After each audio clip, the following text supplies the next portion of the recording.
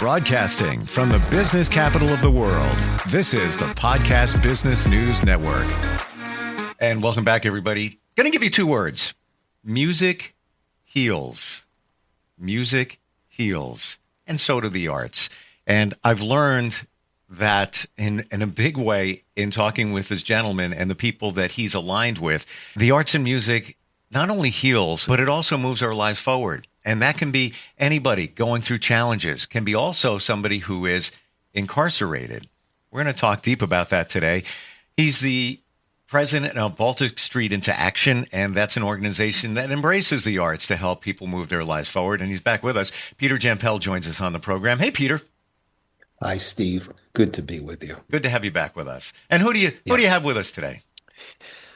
Well, Alina Bloomgarten is a woman for all seasons, if I can put it that way. She is the former founding director of Jazz at Lincoln Center, and now president and founding director of Music on the Inside.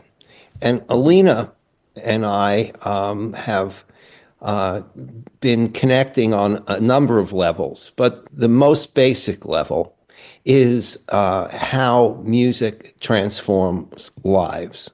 One of the things that I want to emphasize here in presenting Music on the Inside is how Baltic Street into Action and Music on the Inside have joined together to promote the use of music and musical relationships, mentorship relationships, to not only harness the power of music, but the power that music has to forge deep and meaningful relationships.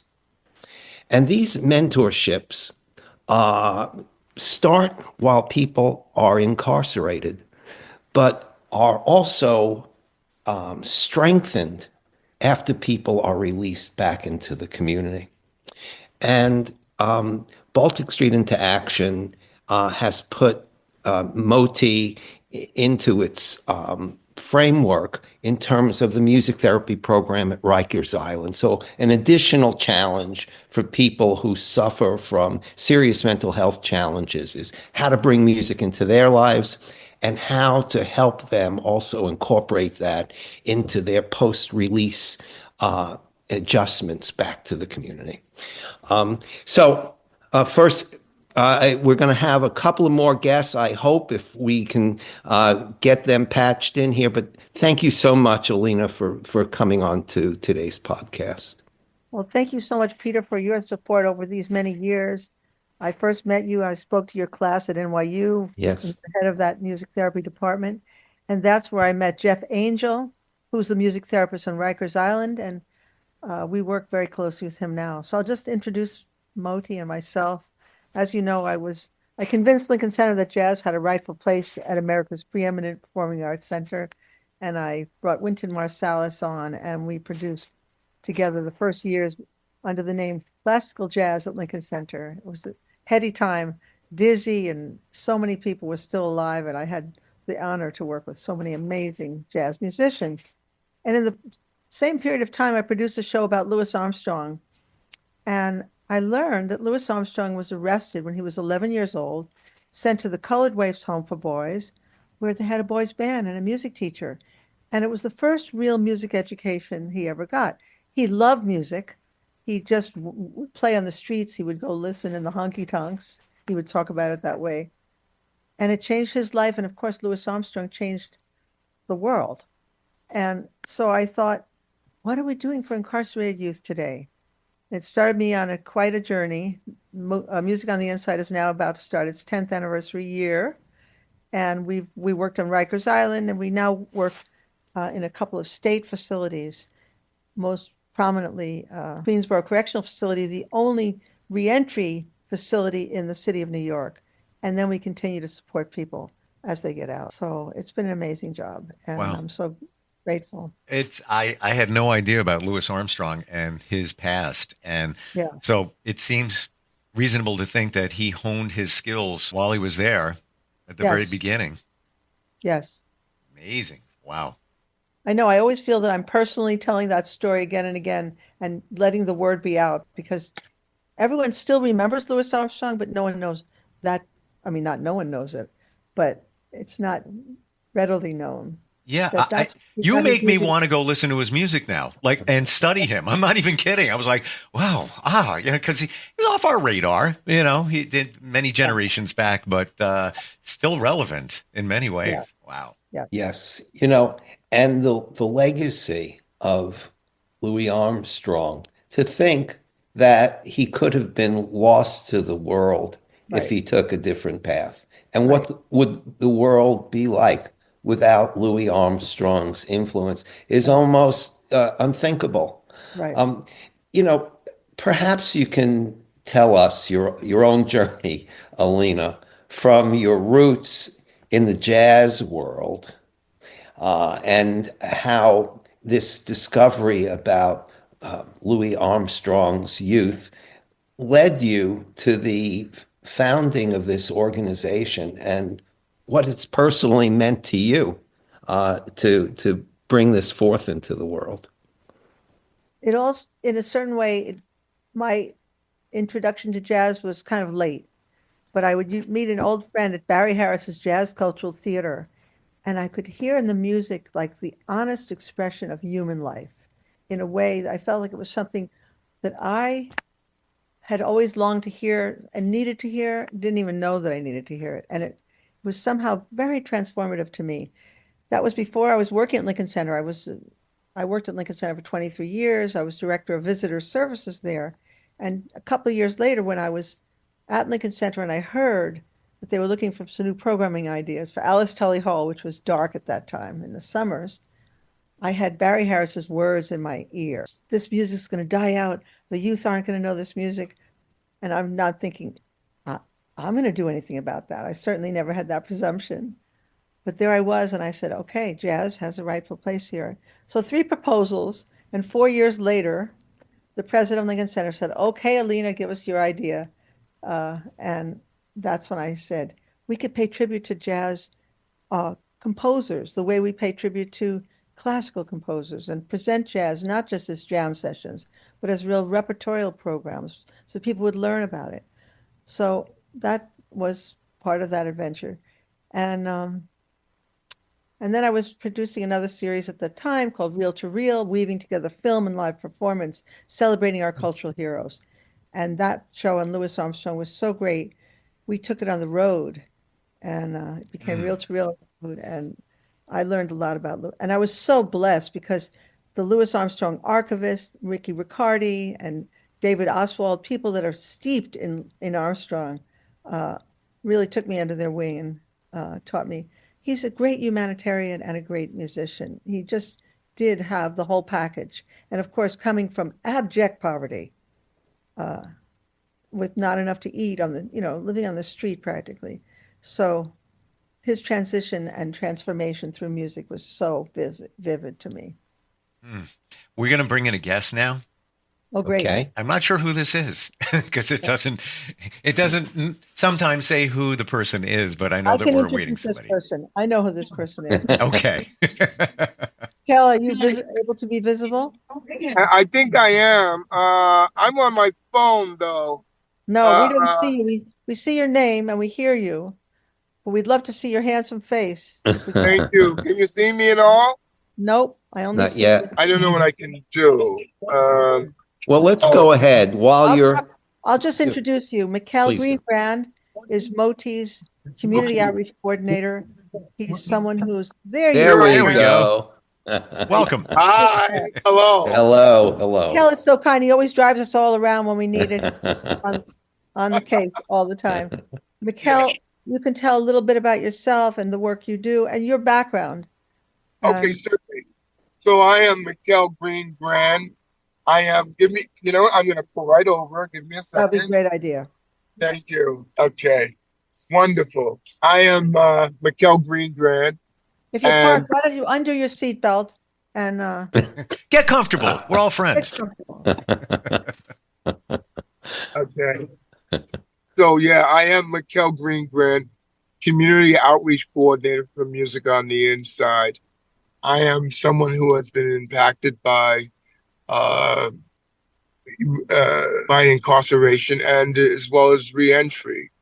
I am an alumni of an agency called the Fortune Society, and for the past, I think about 3-4 years now, I've been working very closely with Music on the Inside and Alina Bloomgarden, the founder of Music on the Inside, and I like it. I liken my position with Music on the Inside to a program. I often say when I was a youngster, I'll tell my age. When I was a youngster coming home from school, my grandmother would be at home and she would watch a program called The Millionaire. And it was by a man by the name of Michael Anthony. And Michael Anthony would surprise someone and knock on their door, and he would give them $1 million. And he changed the way they were, their life and the way they were living. So I find myself with Music on the Inside being that person. I am the Michael Anthony of Music on the Inside. I knock, yeah. So I knock on people's door and I bring them instruments. I bring clarinets and keyboards and drum sets and guitars. And I watch people. I actually see them change the trajectory of their life. And I'm very often their community by little small steps. Bringing in a clarinet into a neighborhood to someone who previously might have sold drugs, had held a handgun in his hands. And now I go to a NYCHA housing project and I drop off a clarinet. And I don't know, the trajectory of the neighborhood, the questions and the answers are all different all of a sudden. You're like, what you got in that case? You know? And I see people who walk proudly and confidently back into the neighborhood. So for me, it is a win-win situation. I worship at a church in Harlem called the Abyssinian Baptist Church, and I've been there for some time. And this gives me an opportunity to practice my faith and with good charities and gifts. So I am so very thankful to Alina Bloomgarden, who is also the founder of Jazz at Lincoln Center. And that is really a defined thread that runs through Moti, because I have a roster of amazing musicians, almost like an all-star cast to choose from. And then I'm able to partner them with our mentees, the people just coming out, facing the challenges of re-entry, and we pair them together. And that's when you just sit back or stand back and watch magic happen. Yeah. You know, Mikkel, the magic that you're describing and the gift that you're bringing of music and an instrument into people's lives is so much exemplified by, I'm not sure if Shantae Smith is going to be able to be with us, but I read his story this morning about how he taught himself on a paper keyboard that he constructed while he was incarcerated, and literally taught himself the technique. And then he purchased for $10 a keyboard from a fellow inmate who then taught him how to play, and how this now transformed his life on the inside. And then when he got out and developed a mentoring relationship with a couple of different major keyboard players and vocalists, his trajectory has just continued to strengthen.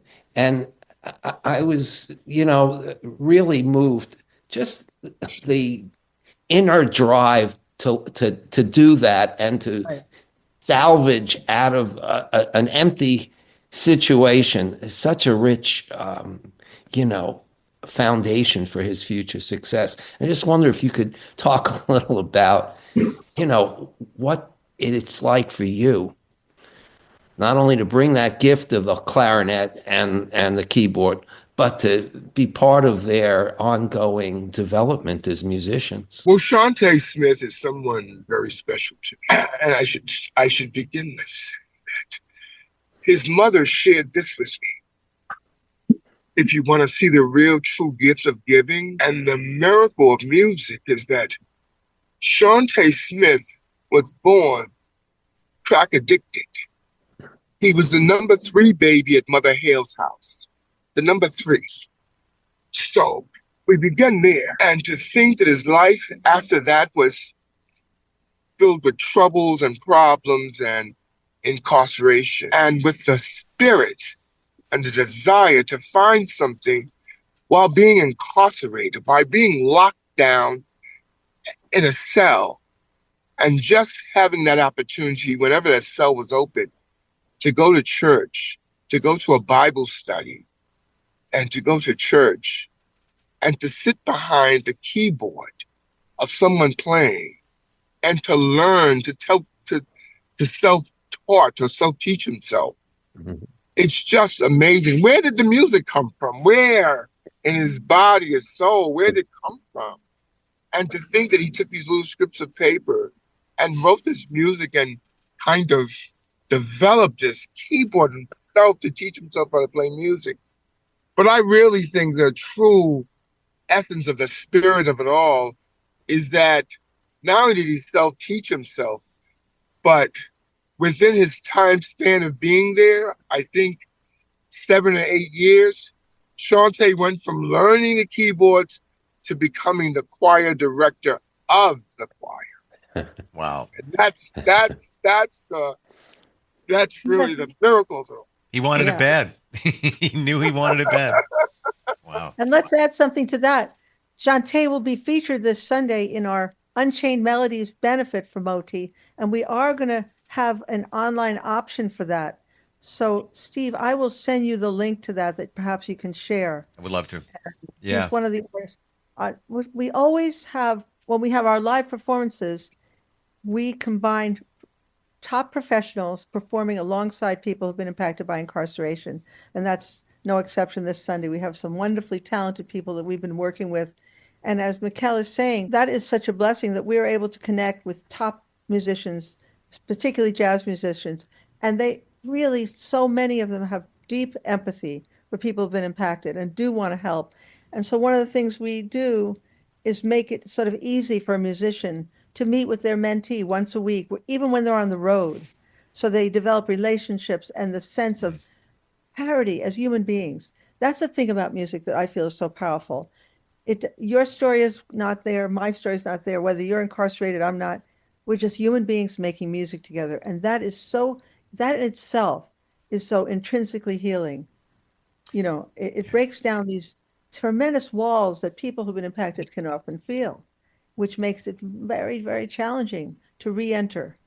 So, you know, a lot of times people working in re-entry are focused on jobs and housing, and that's understandable.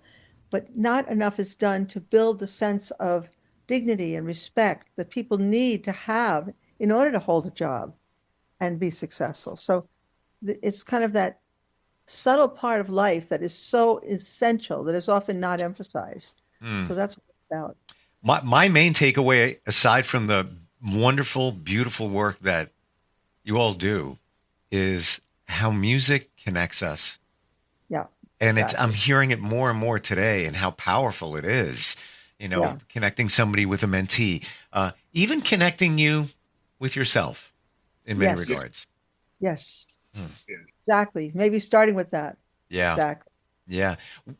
Go ahead, Peter. I'm sorry. Well, you know, just reemphasize again that making music in and of itself is powerful, but making music with other human beings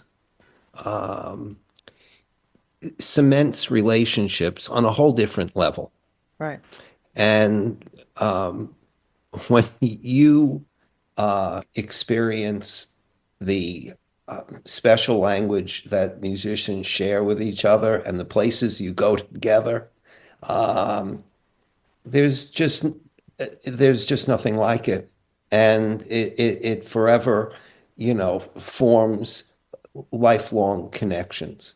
And that, I think, is really the beauty of Moti's work, is in the continued strengthening of those relationships, and how, unfortunately, incarcerated people have a huge amount of damage to their social structures. Right.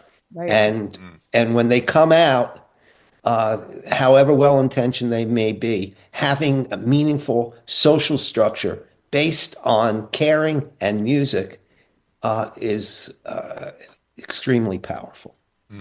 You know, I Thank you. see, Well, Mikkel, your grandmother used to watch a show called The Millionaire.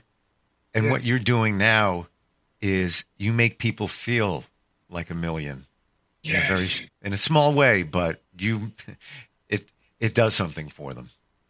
I'll tell you, it really does. And the interesting thing about Music on the Inside, this program, and especially the founder, Alina Bloomgarden, is that there is music in a broad sense where we do these big productions and benefits, but then there's an intimacy where we have rehearsals at her home. And we're all sitting on the couch and the musicians are playing. We just did that on Saturday. And then the musicians will go, "Oh, I wish I had this." And someone will say, "Oh, I have one, I'll bring mine." And then so you see the exchange of instruments, and it opens up. Wow. And they're creating music in real time. And it's wonderful because there's a professional musician and a couple of guys in reentry. And this guy may teach here, and this guy just came out of Queensboro Correctional Facility after doing so many years. And then, as I keep saying, the fine thread is music, and the continuum is music. And you just feel the beat of the drum every time you hear them share. And you find that that's what we all have in common. We love music, and we're all musicians in some way or another. And I saw that it was very evident on Saturday. Perhaps Alina can share what it meant to her to have musicians, both professionals and people in reentry, all coming into her home and I being know this is a new development, and I feel excited because we're building community now, giving people alternative communities, not to go back into where they came from, but to a whole different level. But one of the things that would be wonderful to share on this program right now is that we serve people who are coming out of prison that are musically engaged all over the country. We have people in Philadelphia, in Georgia, and we want to do more of that because our mentorships are most often happened remotely. People do it on Zoom or Google Meet, and the musicians can meet with their mentee wherever they are. So we'd love to get the word out that anyone who's been impacted by incarceration and would like to really develop their musicianship on any instrument. Right now we have mentorships on piano, guitar, violin, clarinet, flute, singing, spoken word. I can't think of them all, but and musicians really want to help. So we often feel that we're also serving the music community. We're giving them the means to do something that they want to do that's very doable for them. You know, you don't have to go miles and miles, spend a whole day. Take an hour a week. And really we hear from the mentors and the mentees that it's life-changing for both. Just amazing. I want to keep talking. I want to learn even more. We're out of time. Right. Thank you Really so are. much. BalticStreetIntoAction.com is the website to learn more about some of the wonderful things they're doing. It's a 501c3 organization, always looking for support. And everybody here, thank you for today. And we've talked here on these podcasts about different situations where people are and how music has moved their life forward. And we've mentioned incarceration, but we never went deep. And I feel like we got to look at what it's like on the inside based on the conversation today. So I appreciate all of you being Peter, here. anyone that comes to you, or can I share that they could also connect with us at info@musicontheinside.org? Anyone who's musically engaged and would like to have a mentor, we'd love to serve people who've been impacted by the system. Thank you so much, so much. Alina, Mikkel, Thank you. Shantae. Sorry we missed you, but I think we got a pretty good picture of what's going on for you. So great. Thanks again. Thank you. Thank you. Bye-bye. Be well. We'll be right back. Take care.